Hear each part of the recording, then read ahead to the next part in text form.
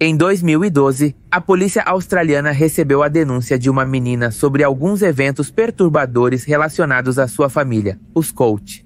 Hoje trago para você uma compilação de vários casos que nos mostram os horrores causados pela intimidade entre familiares. O sobrenome ressoava nas mentes das autoridades.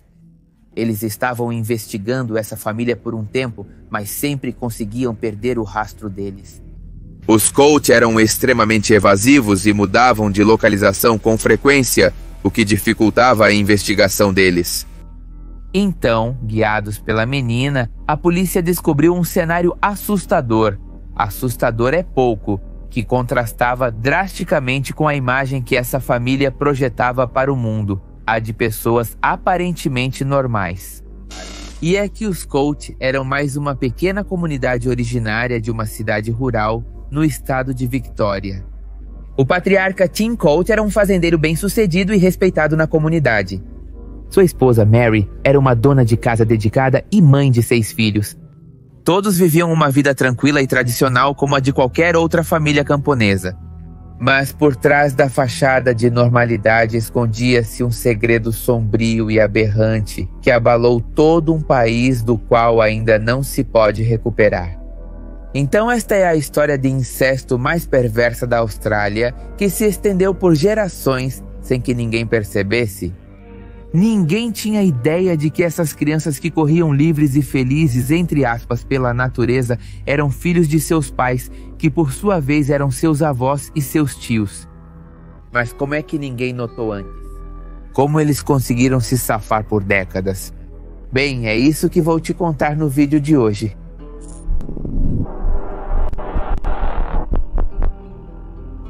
Embora as autoridades já estivessem cientes dos COD desde 2010 devido a várias denúncias de que as crianças da família não estavam sendo escolarizadas, o segredo aberrante que escondiam veio à luz 2 anos depois, quando a filha mais nova de Tim Codd decidiu quebrar o silêncio.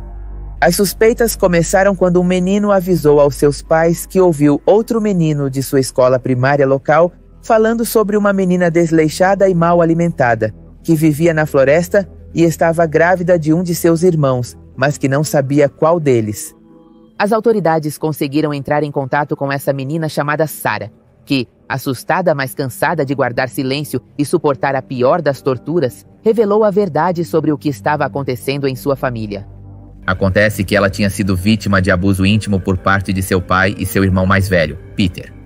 Naquele momento, a pequena não sabia, mas sua coragem estava prestes a desencadear uma investigação policial que desmantelou o escuro segredo da família Colt, este segredo que guardavam ciumentamente. As autoridades não podiam acreditar naquele momento quando se depararam com uma comunidade que parecia viver com suas próprias regras.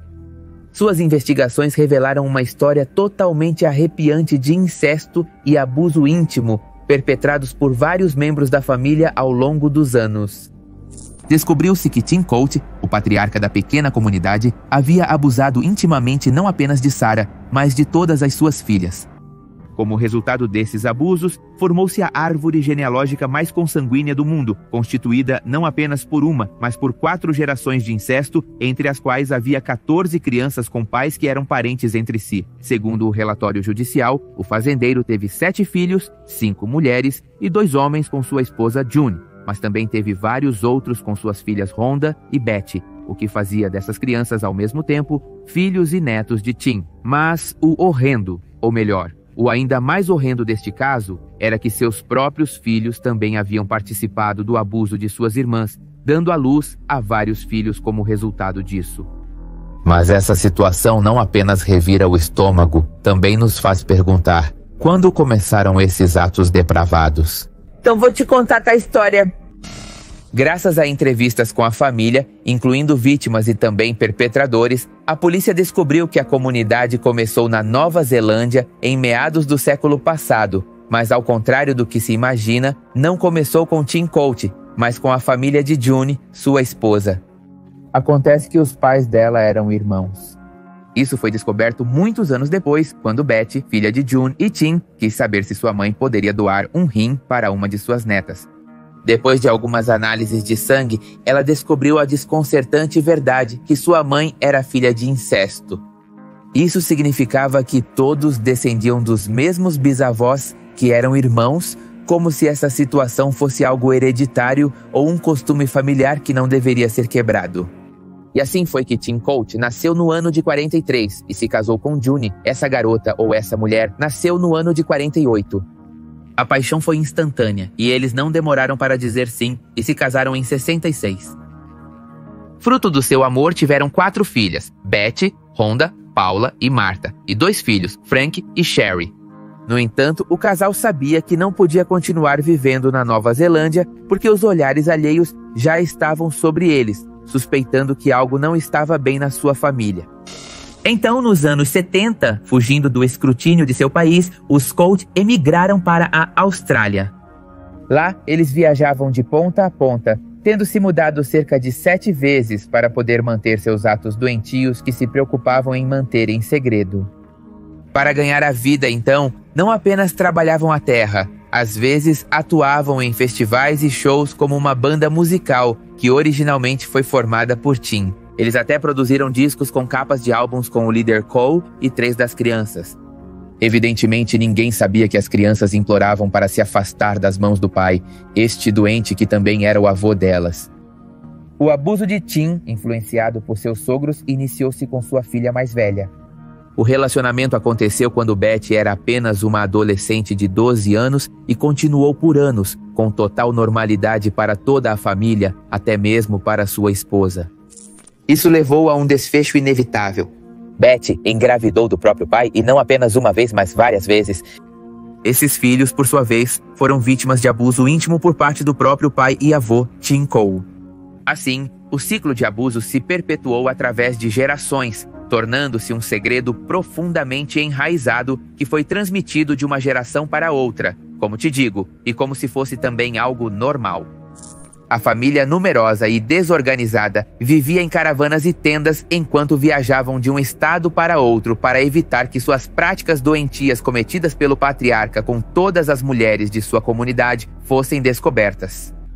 No total, o clã chegou a ter 40 membros, desde avós até mães, pais, filhos, filhas, tias, tios, sobrinhos e irmãs. Todos eles envolvidos em diversas formas desta prática aberrante que eu já não quero dizer o nome porque nos censuram. Para se afastar da sociedade, esta pequena comunidade foi obrigada a viver em galpões e instalações precárias em um campo isolado localizado na zona rural de Victoria, em Nova Gales do Sul, e assim esconder os crimes de seu líder culto dos olhares alheios. Mas o pior era que as condições de vida não eram boas. As tendas de acampamento ou os miseráveis galpões onde viviam eram desumanos.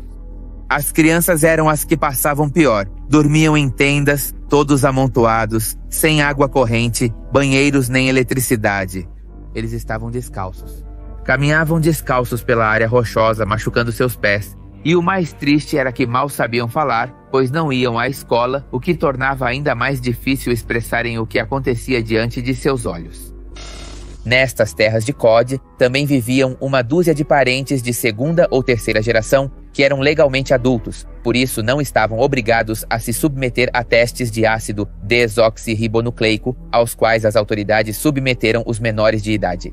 O esquema de árvore genealógica que a justiça australiana montou mostrou que havia 4 gerações deste tipo de relação doentia que conviviam juntas, entre os quais havia 14 menores de idade que eram bisnetos e netos de Tim. Além disso, os testes de ácido desoxirribonucleico revelaram que 11 dessas crianças tinham pais que eram parentes entre si. Como resultado desta prática aberrante, a maioria das crianças tinha deformações físicas notáveis, como por exemplo suas orelhas caídas. No entanto, esse tipo de relação não afetou apenas a sua aparência interna.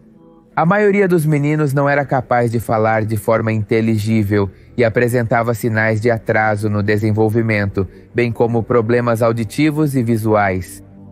Os pequenos tinham pouca ou nenhuma educação, tanto que eram incapazes de usar uma escova de dentes, papel higiênico ou se lavar como deveriam. Por isso, a maioria tinha infecções causadas por fungos em toda a pele. A frequência à escola durava apenas pouco tempo e só apareciam quando os funcionários da assistência social visitavam a comunidade e chamavam a atenção dos pais. No entanto, eles tinham tão pouca educação que seu desempenho escolar era péssimo e precisavam de aulas de recuperação para poder alcançar o nível de seus colegas.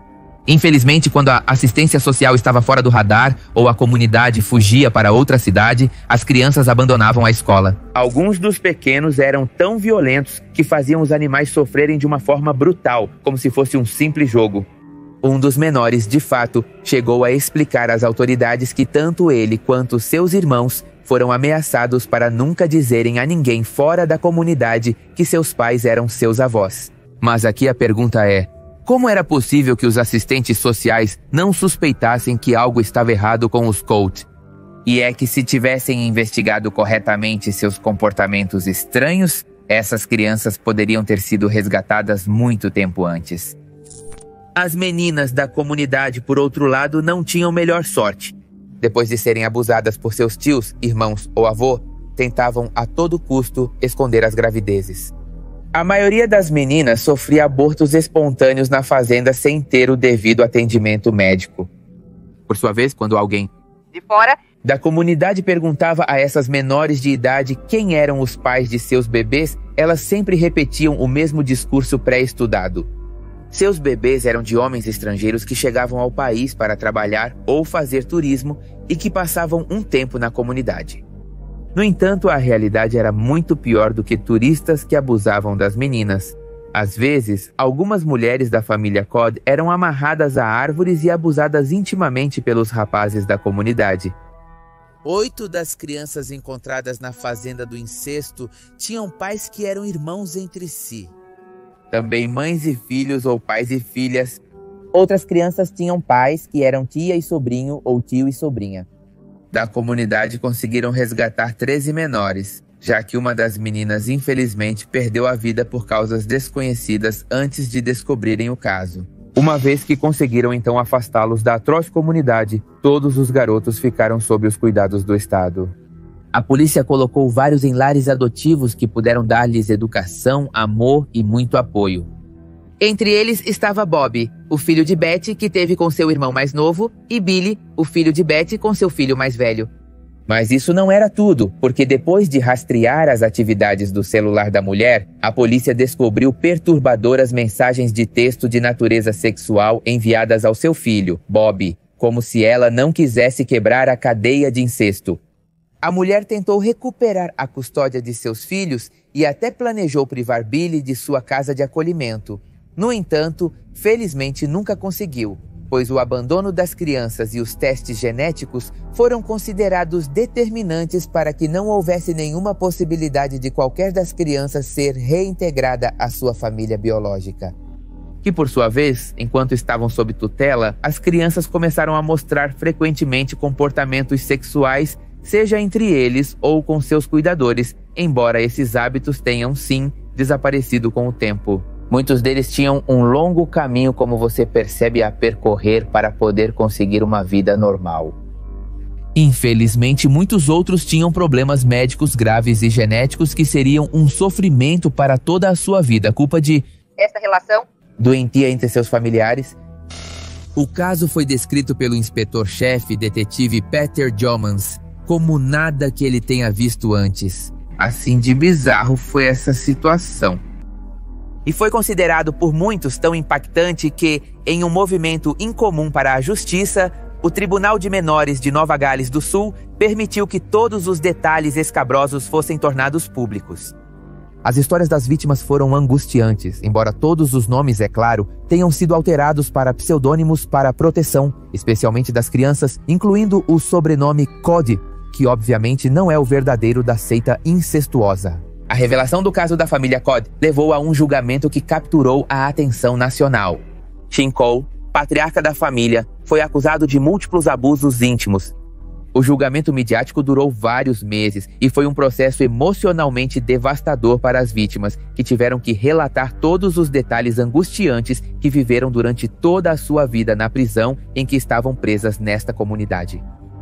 E assim, o julgamento se concentrou na natureza do incesto, na responsabilidade familiar e na culpa de Tim, que apesar das evidências avassaladoras contra ele, argumentou em sua defesa que as acusações supostamente eram falsas e que as vítimas estavam mentindo. No entanto, obviamente, as provas de ácido desoxirribonucleico foram conclusivas. Muitos dos pequenos eram filhos dele. Como todos esperavam então, o júri considerou este monstro culpado de todas as acusações e foi condenado a uma longa pena de prisão, da qual provavelmente nunca mais sairá. Embora o patriarca tenha sido quem iniciou o ato aberrante e doentio que destruiu sua descendência, ele também não foi o único acusado, porque 3 de suas filhas foram condenadas a 14 meses de prisão. O pouco tempo que viveram atrás das grades não foi agradável para as mulheres, obviamente, que foram agredidas por outras presas que não toleraram as detentas que não protegeram seus próprios filhos, mas que elas mesmas abusaram deles. De fato, uma das condenadas foi Betty, a quem a polícia australiana tentou deportar para a Nova Zelândia, seu país de nascimento, após cumprir sua sentença. Mas Betty lutou contra a deportação e foi libertada do centro de deportação em novembro do ano 2015. Atualmente reside no sul da Austrália com sua filha Rylan e pelo menos outros 3 parentes do sexo masculino. Também tentou contatar outros familiares pelo Facebook. Depois, em um julgamento separado, o filho de Tim Roderick foi declarado culpado de abusar intimamente de sua sobrinha, que também era sua meia-irmã. A vítima, Petra, era a filha biológica de Tim e sua filha Betty. Petra não foi apenas abusada por Roderick, mas também foi atacada intimamente por seu tio, Frank. Você percebe? Tudo aqui era uma mistura estranha de intimidade entre todos e abusos. O fato, da mesma forma, aconteceu no banco de trás do carro do homem durante uma visita à fazenda da família em fevereiro de 2010. A menina denunciou o abuso à polícia apenas no ano de 2013 e revelou detalhes angustiantes, como, por exemplo, que nunca havia ido à escola, que vivia em uma seita e que todas as suas tias, tios e primos dormiam juntos. Uma mistura aberrante. Por sua vez, a irmã de Betty Rhonda, Martha, compartilhava abertamente uma cama de casal com seu irmão Charlie. Como resultado desta relação doentia, a mulher deu à luz a 6 filhos, 3 homens e 3 mulheres, mas uma delas morreu entre 88 e 2006, já que sua morte nunca foi registrada. Embora o parceiro estável de Martha fosse Charlie, no julgamento o promotor revelou que os meninos foram gerados por 2 irmãos de sua mãe e não apenas um, adicionando à equação Roderick e, para piorar, também seu avô Tim Coates. Martha negou estas acusações, no entanto, os testes de ácido desoxirribonucleico provaram a falsidade de seu depoimento e ela foi condenada a 2 anos de prisão. Das 80 acusações apresentadas contra 8 membros da família Koch, incluindo incesto, abuso íntimo de crianças pequenas, indecência contra uma criança e perjúrio. Muitos foram retirados e apenas metade recebeu condenações à prisão. Embora, como você percebe, a justiça tenha sido feita após décadas vivendo dentro de uma espécie de seita doentia sem escapatória, as condenações não conseguiram aliviar completamente a dor e o trauma que as vítimas sofreram, que ainda têm um longo caminho para se curar.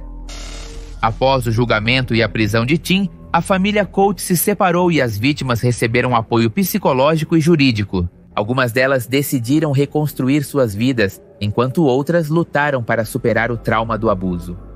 A história da família Coates é um dos casos de incesto mais conhecidos e controversos da história da Austrália. Não só chocou o país, como também revelou a sombria realidade do incesto e a vulnerabilidade das crianças dentro das famílias. Também levantou sérias questões sobre a responsabilidade familiar e a capacidade do sistema jurídico de proteger os pequenos da violência íntima. O julgamento público, por sua vez, ajudou a desmistificar o incesto e aumentar a consciência pública sobre este problema, o que levou à criação de novos programas e recursos para apoiar as vítimas deste tipo de relações e suas famílias. A comunidade de Los Codos nos lembra que o incesto não é um problema que se limita a um lugar ou a uma cultura específica. É um problema global que afeta pessoas de todas as idades, etnias e níveis socioeconômicos. A prevenção deste tipo de relações requer uma abordagem que inclua educação, consciência pública, apoio às vítimas e políticas para proteger os mais indefesos, que são as crianças. E, ao mesmo tempo, é fundamental quebrar o silêncio e criar um ambiente onde as vítimas se sintam seguras para falar sobre o que acontece dentro de suas casas. Lembre-se que neste canal de Pepe Mistério, você pode encontrar todos os podcasts às segundas-feiras, às 2 da tarde, horário da Cidade do México. Se você não os encontrar, digite no YouTube Pepe Mistério e você verá uma espécie de playlist na parte superior. O que começou como um alegre reencontro com seus pais biológicos, rapidamente se transformaria em uma relação de incesto com um final trágico. Steven se casou com sua filha biológica que anos atrás havia dado para adoção. O vínculo desses dois indivíduos terminou em um crime monstruoso. Hoje vou te contar o mistério de Steven Platt e Katie, uma história de adultério, incesto, crime e suicídio, um caso que chocou os Estados Unidos.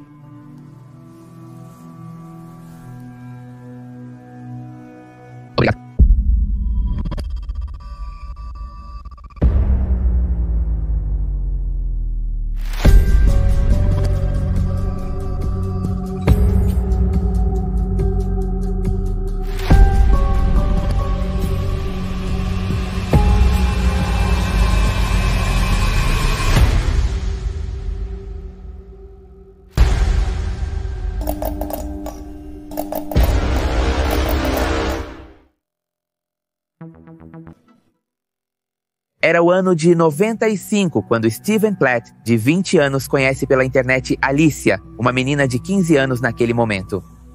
Deste relacionamento nasceria Denise, um bebê que aos 8 meses de idade foi colocado para adoção.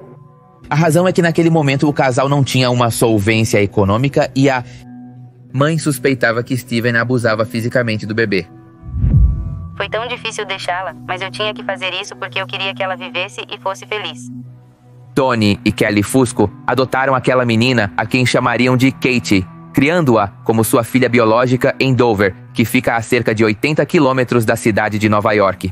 Embora a vida de Katie tenha sido muito normal, ela amava os animais e era vegetariana. Nunca imaginaram que seria tão curta. Entre seus familiares, a chamavam de Pac-Man por seu grande apetite. Foi uma menina com um espírito artístico, conhecida em sua escola por ter uma grande habilidade para desenhar. Planejava frequentar a universidade e estudar publicidade digital. Uma caneta e algo para desenhar se tornaram meu refúgio. A tinta se tornou minha arma contra as regras e regulamentos. Para mim, uma vida sem arte não é vida de todo. Isso foi o que Katie escreveu em uma postagem de blog. Quando completou 18 anos, em janeiro de 2016, os pais adotivos disseram a Katie que ela era adotada. Dessa forma, ela se deu a tarefa de encontrar seus pais biológicos para depois contatá-los e se reencontrar com eles. Sua família biológica eram os Platts. Em agosto de 2017, Katie decide se mudar para o condado de Henrico, na Virgínia. Seus pais biológicos, um pouco nervosos, aceitaram a situação, acreditando que Katie era madura o suficiente para decidir por si mesma e a apoiaram. No entanto, antes de se mudar com Steven e sua esposa, ela não tinha ideia de que seu pai biológico tinha um temperamento explosivo, uma história de comportamentos abusivos e possuía pelo menos 4 pistolas. De fato, Steven e Alicia já estavam à beira da separação. Ela havia sofrido abuso emocional e verbal por anos. Quando Katie chegou, eles já dormiam em quartos separados. Em uma ocasião, Alicia chegou a comentar com sua filha que a razão pela qual haviam decidido dar-lhe uma adoção quando era um bebê foi por sua própria segurança, porque Steven havia abusado dela quando era uma criança, um bebê, como eu te disse. Katie, segundo Alicia, não pareceu muito preocupada com essa situação. Pouco tempo depois de se reencontrarem, Steven mudou muito. Começou a usar jeans e camisas justas. Ele tirou a barba e deixou o cabelo crescer, como se quisesse parecer mais jovem. 6 semanas depois de Katie ter se mudado, numa noite Steven decidiu dormir 2 vezes no chão do quarto de sua filha. Alicia ficou furiosa e confrontou Steven, que respondeu. Em novembro de 2016, Alicia deixou a casa e compartilhou a custódia dos 2 filhos que teve com Steven.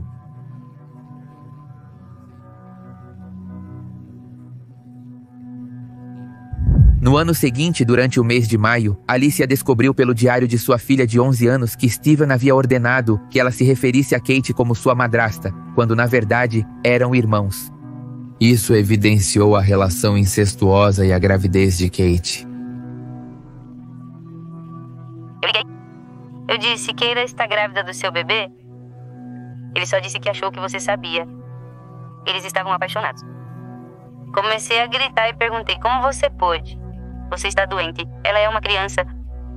Essas foram as palavras de Alicia, que pouco tempo depois de descobrir, chamou a polícia.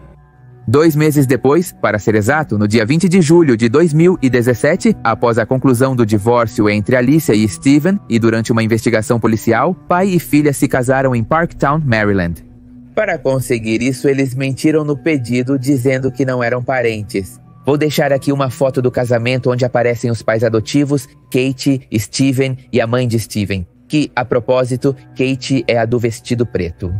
Aqui me colocando no lugar dos pais adotivos, entendo que eles já tinham uma idade considerável para tomar suas próprias decisões, mas daí a fazer parte dessa ridicularidade de apoiar essa relação incestuosa, como que eu não concordo muito. Mas como te digo, a postura de Tony Kelly foi, não há nada que possamos fazer, então temos que apoiá-los. No 1º de setembro, 3 meses depois, Kate deu à luz a uma menina fruto do incesto. Os 3 foram morar em uma casa em um beco sem saída em Knightdale, isso na Carolina do Norte, a leste de Raleigh, mas a felicidade não durou muito. Em janeiro, foram presos acusados de incesto. O juiz determinou o corte de comunicação e a mãe de Steven assumiu a responsabilidade pelo bebê. A avó obteve a custódia. Em defesa de Steven, o advogado Rick Fredmanten disse que seu cliente nunca teve uma acusação separada de Katie e suas palavras foram: este caso é de uma menina de 18 anos que aparece na porta de um homem de 40 anos que está passando por momentos difíceis com sua esposa. Eles têm um vínculo biológico, mas nunca se conheceram antes de terem relações sexuais. Ele estava tão apaixonado por ela que isso era mais importante que o parentesco.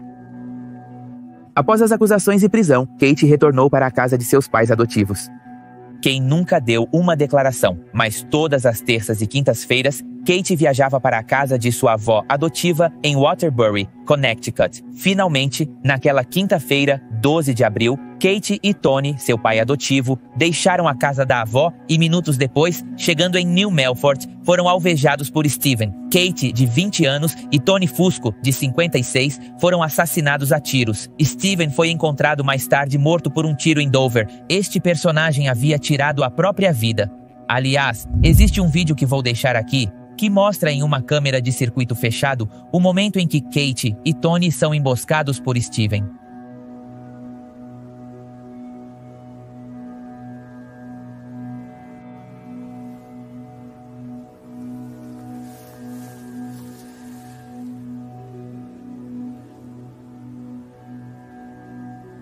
Horas mais tarde, a mãe de Steven ligou para o 911 para relatar que seu filho havia matado o bebê, Kate e seu pai adotivo. Ela nem conseguia acreditar que isso estava acontecendo. Foram as palavras da mãe de Steven, que também comentou que ele estava irritado porque Kate, que era sua esposa ou parceira e ao mesmo tempo sua filha, havia terminado com ele. O relatório da polícia disse que o bebê foi visto pela última vez na quarta-feira, às 8 da noite. Foi nesse momento que Steven entrou em contato com sua mãe, pedindo permissão para levar o bebê para sua casa e disse que ligariam para Kate via Skype à tarde. Pouco depois, antes da meia-noite de quarta-feira, ele ligou novamente para sua mãe para dizer que levaria o pequeno para Nova York, onde Kate vivia com seu pai adotivo. Às 7 da manhã de quinta-feira, ele ligou novamente para informá-la que ele e o bebê estavam prestes a encontrar Kate, mas isso nunca aconteceu e no final você já sabe. A polícia também encontrou o bebê morto e sozinho em casa. Alicia se esforça para compreender toda a situação. Estou triste, estou chateada, mas também quero que algo bom saia disso. Trata-se de revelar a verdade e conscientizar as pessoas sobre o incesto? Não sei, mas acho que ela de certa forma foi a mais sensata neste caso. Yamila Costa e Karen Klein passaram de ser meio-irmãos para se tornarem um casal e posteriormente assassinos. Ambos se encarregaram de se livrar de seus pais, a quem atiraram e depois os desmembraram como se fossem realmente açougueiros. Eles atearam fogo e depois espalharam essas partes em 16 sacos de lixo. Disse que conviveram com essas partes ou com os corpos já sem vida por alguns dias enquanto levavam suas vidas como se nada tivesse acontecido e que, além disso, um deles levou pedaços de carne dos corpos à boca. Muito melhor que a carne de porco, foi o que ele disse a respeito. E parece que o ódio pelas vítimas era resultado de maus tratos e abusos constantes contra os próprios filhos no casamento de Ricardo Klein e Miriam Kowalczuk, um par de gêmeos menores de idade incapazes de se defenderem sozinhos. Aparentemente, isso fez com que, de repente, os meio-irmãos mais velhos perdessem a paciência e tomassem uma atitude. Comecei a notar um abuso físico e verbal contra os meninos. Muito forte. Minha irmã se opunha a algo e eles a amarravam pelos cabelos e obrigavam os meninos de maneira ridícula a recolher lixo. A comida poderia ir para a rua e eles a colocavam na geladeira e obrigavam os meninos a comer isso, mesmo tendo coisas e dinheiro para comprar coisas. Este caso, conhecido como o duplo parricídio de Pilar, não é aterrorizante pelo crime em si, mas pela forma maquiavélica como os perpetradores agiram após os fatos. Os restos de seus próprios pais espalhados pelos cantos da casa transformaram isso em um dos atos mais bizarros, mais doentios, mais aterrorizantes, e vou relatar como ocorreu esse crime tão escabroso. Na Argentina, este é conhecido como o duplo parricídio de Pilar, onde 2 meio-irmãos, um homem e uma mulher, que aparentemente construíram a partir do vínculo de seus pais, um vínculo sentimental, acabam matando-os. Tudo começou com o estilo de vida que Miriam e seu filho Leandro Yamil Acosta levavam. Um ambiente muito pouco favorável para o desenvolvimento ideal da infância de qualquer criança, pois comumente viajavam de um lugar para outro sem ter um lugar fixo para viver. Além disso, a constante mudança de figuras paternas que Leandro teve que atravessar certamente deixou alguma sequela na formação de sua personalidade. Para ele, era muito normal ver os parceiros de sua mãe desfilando e considerá-los como uma figura paterna momentânea, até que, de repente, um dia, algo mudou. Um homem chamado Ricardo Klein chegou à sua vida, também pai solteiro de uma jovem chamada Karen Klein. Ela seria alguns anos mais nova que Leandro. Assim que se conheceram, decidiram formar uma família com os filhos que cada um tinha. No entanto, foi questão de tempo para que os meio-irmãos se tornassem irmãos mais velhos de um par de gêmeos. De longe, pareciam uma família, podemos dizer, normal. Um casal que havia decidido começar do zero com seus respectivos filhos e novos filhos em comum, mas a portas fechadas havia detalhes bastante questionáveis. Por exemplo, o fato de Karen sempre culpar seu pai pela morte de sua mãe e, por outro lado, Leandro responsabilizar sua mãe por algum tipo de abuso. Ambas as acusações até agora circunstanciais, mas como um bom indicador de que a relação fraterna nunca esteve totalmente bem, especialmente quando os maus tratos começaram a recair sobre os pequenos gêmeos que chegaram em 2004 para se juntar à família. Os atritos dos meio-irmãos contra seus respectivos pais sempre estiveram presentes no ambiente da casa, fazendo com que tanto Karen quanto Leandro se entendessem perfeitamente um ao outro. Foi assim que se tornaram cada dia mais próximos, até que sua relação transpôs as barreiras do familiar. Quando ele tinha 18 e ela 16, começaram a sair de maneira mais romântica, dando assim o início do que seria um romance extremamente controverso. No final das contas, tem que deixar bem claro, eles não eram irmãos de sangue. Mas para qualquer um que olhasse de outra perspectiva, poderia parecer algo meio estranho, muito fora do lugar. Viramos amigos e depois nos tornamos um casal. Vocês começaram a namorar entre si? Ela tinha 16, eu 18, por aí 18. Todo o bairro sabia, éramos um casal. O carinho entre Leandro, Yamil e Karen era muito evidente, isso sim. No entanto, isso não significava que eles se davam bem com seus padrastos, ou neste caso, seus sogros também. No que diz respeito a Ricardo e seu enteado, a relação carecia de afeto e respeito, pois o homem havia rotulado o garoto como um inútil e incapaz de contribuir financeiramente para a casa.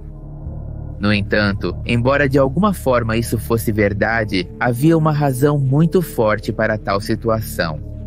Yamil tinha em seu corpo uma ostomia, que é uma abertura artificial para fora para permitir a passagem das necessidades fisiológicas. O garoto resumidamente dependia de uma bolsa 24 horas por dia, 7 dias por semana.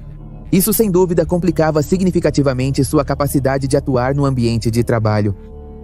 Enquanto isso, seu padrasto se encarregava de cobrir a maior parte das despesas da casa através de seu trabalho como pedreiro e atividades extras como a compra e venda de sucata.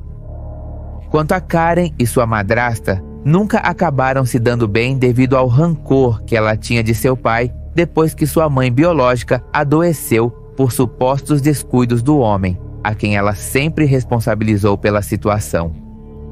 Sob essa dinâmica de convivência, juntaram-se os gêmeos Ignácio e Estefania, tornando-se assim mais 2 membros da controversa família que residia na rua Zarratea, no número 2726 em Pilar, isto é, em Buenos Aires, onde ocorreriam os 2 assassinatos.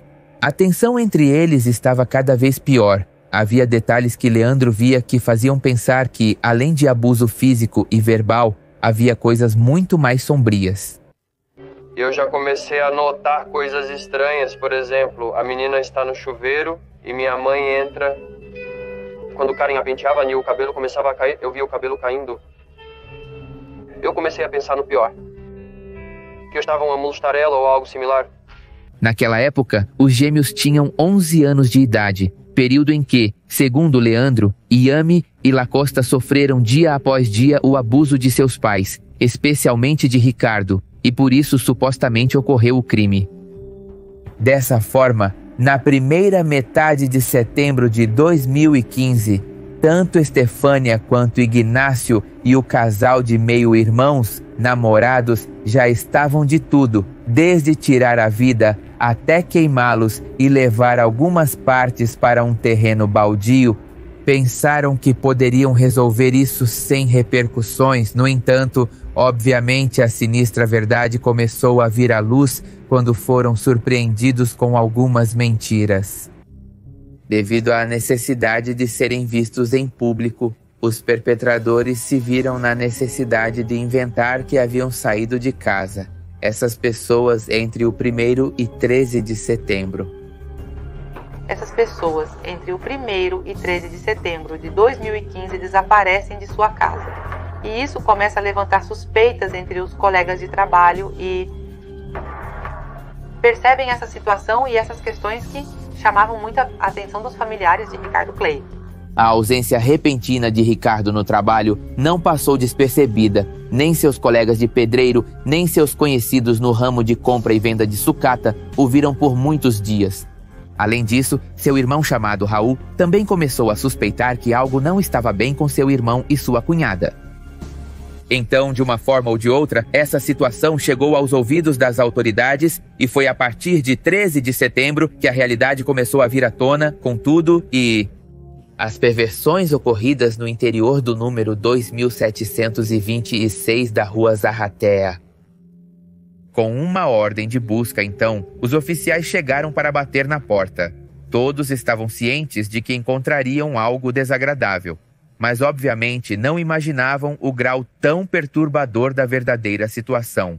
Disse que restos de ossos de uma coluna vertebral, bem como tufos de cabelo, estavam espalhados pelos cantos da casa, assim como também cinzas pertencentes aos corpos que desde o início se suspeitou que eram os pais dos meninos. Em seguida, abriu-se um dossiê de investigação para a resolução do caso, e os dados que emergiram dela transformaram o duplo parricídio de Pilar em um tema de interesse público, pois através dos meios de comunicação foram divulgados os detalhes escabrosos deste, que causaram arrepios em todos os habitantes de Pilar. A história dos meio-irmãos e namorados senezinos ocupava as manchetes de todos os jornais, como você pode imaginar. A cidade inteira sabia o que ela tinha feito, mas como resposta, Karen quis se desvincular de seus atos, culpando completamente seu parceiro. Já estando nos corpos mortos, ela conviveu, esteve lá, saía, voltava. Ela pode enganar o juiz, pode enganar os garotos, mas a nós não, a nada.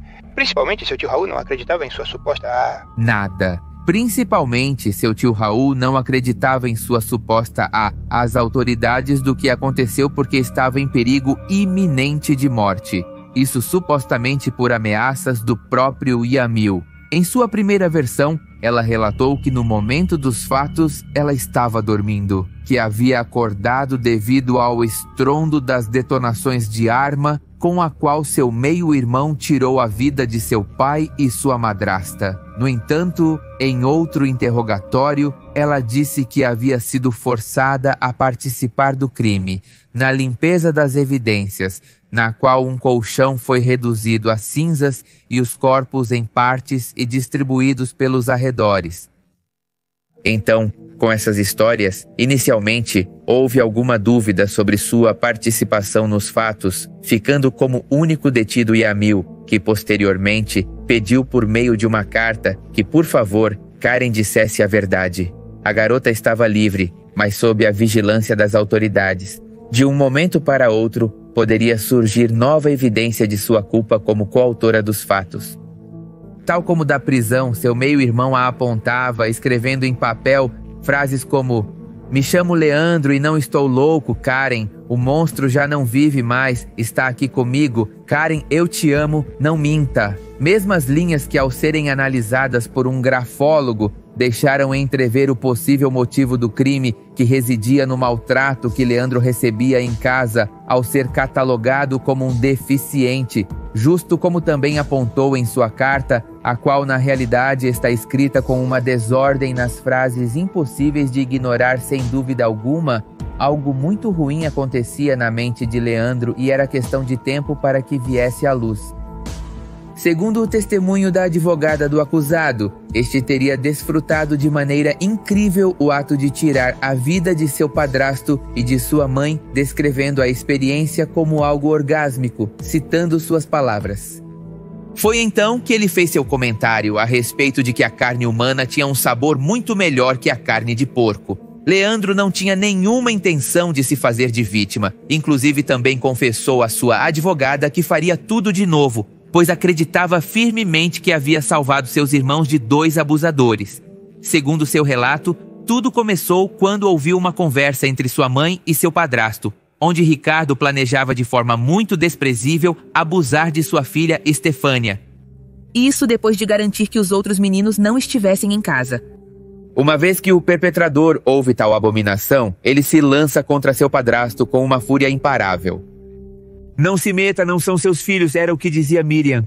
No entanto, essa forma tão cruel de tratar as crianças já havia começado a maquinar sua morte, pois tanto Leandro quanto Karen planejaram absolutamente tudo, desde adquirir uma arma para perpetrar os crimes até distribuir parte dos restos na casa e também em 16 sacos de lixo diferentes que posteriormente foram encontrados em um terreno baldio perto da residência. Isso foi descoberto pelos investigadores graças a um colega de Ricardo na compra e venda de sucata confessar que os garotos lhe pediram um favor para se livrar desses sacos que passavam como lixo. Embora não fosse necessário realizar os exames forenses para determinar as identidades dos restos, as autoridades pertinentes tinham que colocar isso por escrito já confirmado. Foi assim que finalmente todos os fragmentos foram reunidos, ou digamos o que restava, o que deixaram, dos corpos de Ricardo e Miriam. Em seguida, as investigações continuaram até outubro de 2019, quando o julgamento foi realizado para esclarecer absolutamente tudo em relação ao caso. Por exemplo, o crime foi cometido no dia 2 de setembro de 2015, sendo tanto Leandro quanto Karen culpados do crime de homicídio. Por isso, finalmente a garota foi colocada sob custódia, depois de ter evitado a justiça por tanto tempo. A respeito disso, também vale mencionar que, em relação ao homicídio de seu pai, ela foi totalmente absolvida, enquanto no de sua madrasta foi considerada coautora do crime, recebendo assim uma sentença de prisão perpétua. Em seguida, ela também tirou um tempo para escrever uma carta onde descrevia seu meio-irmão como um monstro total que entrou em sua vida sem saber do que ele era capaz. Por sua vez, Acosta também foi condenado à prisão perpétua. No entanto, embora as sentenças fossem aparentemente iguais, Em 2021, houve uma redução de anos para Karen, pois ela foi classificada como participante secundária e não coautora, como havia sido escrito anteriormente. Hoje em dia, ambos estão atrás das grades, mas a possibilidade de ela sair muito antes está se tornando cada vez maior com o passar do tempo, enquanto, por outro lado, Leandro provavelmente passará os 35 anos que somam a denominação de prisão perpétua na Argentina, cumprindo sua punição pelos crimes de homicídio duplamente qualificado por alevosía e pelo uso de arma de fogo em relação ao seu padrasto, e homicídio triplamente qualificado pelo vínculo, por alevosía e pelo uso do mundo. Não só existe a cor branca ou a preta. Mundo não só existe a cor branca ou a preta. Há uma extensa gama de cinzas. E tudo isso é muito bem conhecido por Mark Leiter, fotógrafo conhecido por suas inúmeras campanhas das marcas mais importantes, mais do que o de ideias nos vídeos. Em suas jornadas, ele encontrou ideias nos vídeos. Em suas jornadas, ele encontrou de tudo, desde astronautas, bailarinas, políticos até intoxicados. Um dos encontros que mais chamou a atenção foi o dos White Taker, ou Whittaker, e hoje vou te contar sobre o documentário deles, uma obra que narra a dura realidade de uma família endogâmica, uma família criada entre irmãos. Em 2004, durante uma de suas várias viagens pelas rodovias dos Estados Unidos da América, e documentando seus habitantes para seu projeto Retratos Americanos em geral, este homem dirige sem ter um destino, conversando com diferentes habitantes e encontrando pessoas que refletem as diferentes cores, tamanhos e idades dos habitantes desses estados ou regiões. Poderia-se dizer que ele adora toda essa variedade americana, não apenas a típica família da cidade. Os White Takers representam um número de cidadãos americanos que vivem em condições de pobreza e solidão no meio dos vastos campos rurais quase despovoados. Mas deixe-me contar como aconteceu aquele encontro com esta família. Um dia, Mark parou em um posto de gasolina e conversou com um policial, contando o que estava procurando, personagens marginalizados. Ele diz que conhece muitos lugares onde poderia levá-lo e assim o fez. A primeira viagem não saiu como esperado, pois as chuvas estragaram parte do seu equipamento fotográfico, então ele teve que voltar. Na sua segunda viagem, ele levou Mark para ver a família White Taker. Eles vivem ou viviam, não vivem ainda, em uma pequena cidade chamada Ott, West Virginia, que a palavra Ott, em português, se traduz como estranho, o que o fotógrafo achou curioso. Mas o que ele não esperava era que os White fizessem uma boa representação deste nome. Antes de tudo isso, o policial disse a Mark para levar uma câmera de vídeo, porque certamente ele iria querer documentar o que vivenciou lá. Mark, sem dar muita atenção, decidiu ignorar o pedido.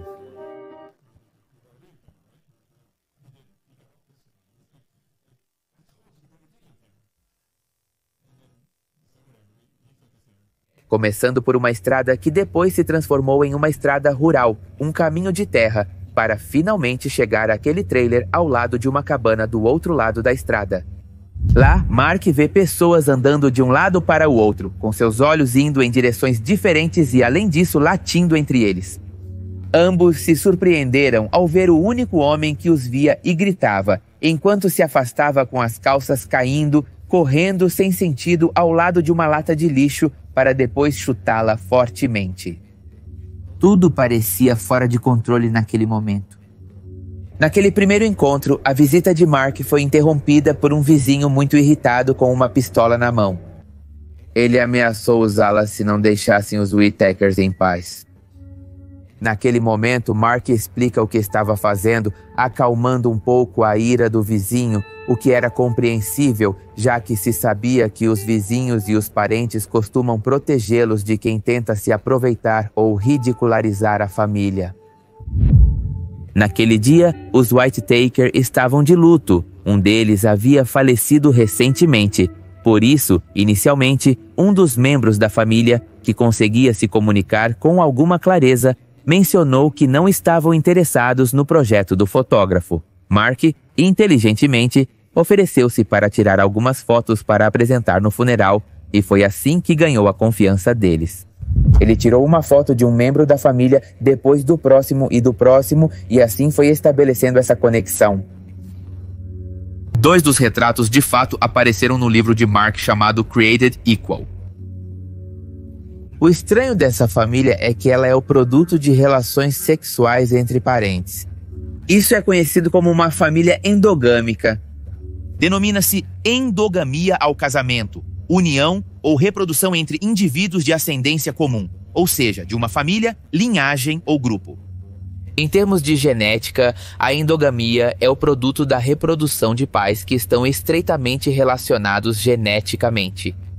O resultado da endogamia é um aumento da homozigose, e essa propriedade aumenta as probabilidades de sofrer uma doença genética. A isso se devem as notáveis deficiências intelectuais e motoras dos membros desta família. Uma pessoa resultante da endogamia é conhecida como inata. Mas voltando aos White-Takers, a aparência da família, como te digo, é muito descuidada. A maioria já são pessoas da terceira idade. Tudo isso impressionou muito Mark, que depois estabeleceu uma pequena amizade com eles no ano de 2004. O impressionante de tudo isso é que os White-Takers vivem em condições extremamente baixas. A sujeira, as doenças, a morte, a pobreza, são coisas que eles conhecem muito bem. Alguém poderia chegar a este lugar e sair correndo simplesmente por observar o que acontece lá. Embora provavelmente nem tudo o que se diz seja verdade, é certo que ao longo dos anos essas pessoas foram retratadas como perigosas. Hollywood nos enfiou na cabeça uma versão distorcida e doentia desses casos. Por exemplo, ao famoso filme Caminho para o Terror, que, em resumo, conta a história de uma família incestuosa que persegue e assedia os turistas que se aproximam de sua área. Esses personagens parecem deformados, doentes, com a mentalidade de um psicopata sedento por sangue, o que é uma grande mentira, mas ao mesmo tempo a história real. E se você quer que eu conte essa história, deixe seus comentários aqui. Mas voltando, ao contrário disso, o objetivo de Mark era mostrar a realidade das coisas em sua forma mais pura. Os White-Takers são uma família diferente, mas ainda fazem parte da comunidade. Pessoas muito amigáveis que apenas procuram estar à vontade em seu pequeno pedaço de terra. Durante todos esses anos, Mark os visitou várias vezes, mas em 2020 decidiu gravar um pequeno filme da família. Documentou a moradia e como é a relação dos membros da família descobrindo suas raízes. Todo esse material está no canal do YouTube de Soft White Underbelly, que é um projeto onde ele, Mark, faz entrevistas e documenta diferentes histórias de vários lugares do país, como se seus retratos tomassem vida. Deixarei também o link do canal do YouTube abaixo, caso queira conferir. No início do vídeo, onde ele fala sobre os White-Takers, podemos ver os 4 membros que estão presentes na família. 3 deles já são de idade avançada. O mais jovem poderia ter cerca de 40 anos. Eles moram em uma casa pequena com paredes sujas, como já mencionei. Nota-se que o tempo passou por lá. Móveis coloridos e rasgados. Condições de vida muito deploráveis. A pobreza está presente e Mark nos mostra um pouco dela. Se você quiser ver o vídeo completo, eu recomendo, como já havia dito, que você vá ao canal do Mark. É algo impressionante ver essas pessoas em uma situação infeliz. Vou estar deixando fragmentos deste vídeo, mas por motivos de direitos autorais, também não posso colocar todo o vídeo completo, mas enfim. A família é composta por Ray, Lorraine e Betty, que são irmãos. Também está Timmy, seu sobrinho, Betty, que parece de certa forma ser a mais consciente, já que é a que se comunica com maior racionalidade, utilizando frases completas. Lorraine apenas diz algumas palavras ou frases não muito complicadas, enquanto Ray e Timmy são os menos comunicativos. Ray só se comunica por meio de gritos que se parecem muito com latidos de cães.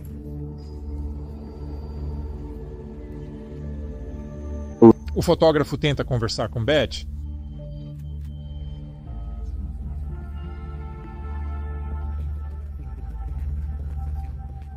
Perguntando-lhe sobre um de seus irmãos chamado Freddy, que ele havia fotografado anos atrás.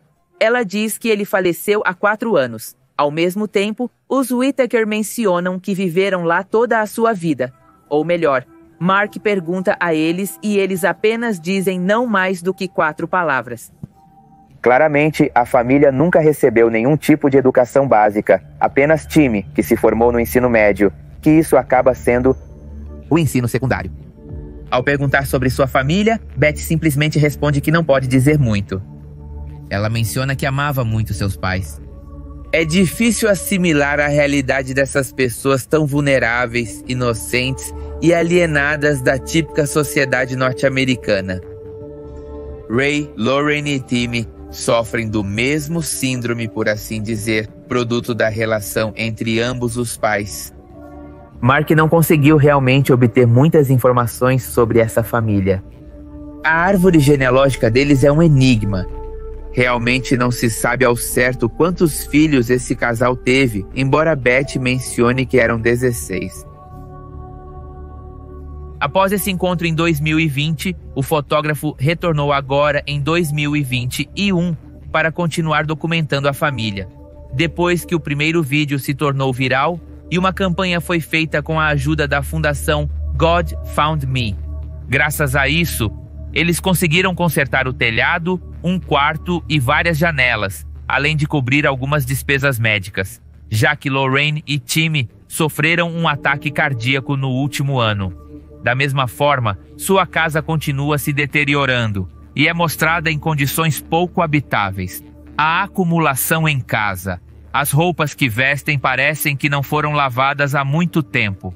Há vários cães na casa e Beth menciona que sempre cuida deles. É preocupante o estado em que vivem.